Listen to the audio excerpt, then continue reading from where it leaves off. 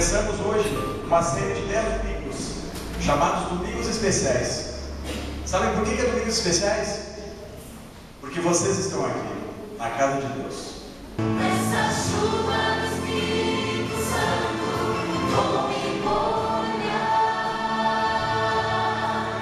nesse rio de avivamento, vou mergulhar.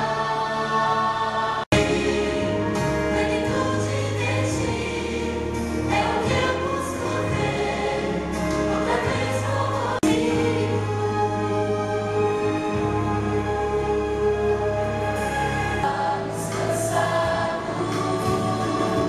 Nós vamos aqui trabalhar um tema e aquilo que Deus quer falar para nós através dos milagres que Ele tem feito.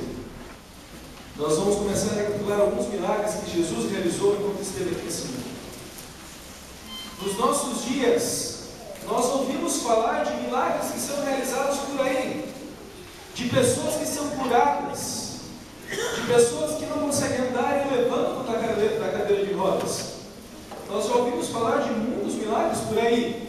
Agora a grande pergunta é: esses milagres estão sendo feitos em nome de Deus ou não? Lá em Mateus, diz ali que surgiriam falsos cristos, falsos profetas, realizando sinais e prodígios. Um herói qualquer, um profeta qualquer, que realizou milagres e morreu, ficou num livro de história e por aí foi. Não, Jesus ele sobreviveu, ele ressuscitou. E Ele vive, e porque Ele vive, Ele nos dá esperança no coração de que Ele vai voltar, é a sua promessa no teu coração. Mas que milagres! Jesus quer te dar a vida eterna. Isso vai...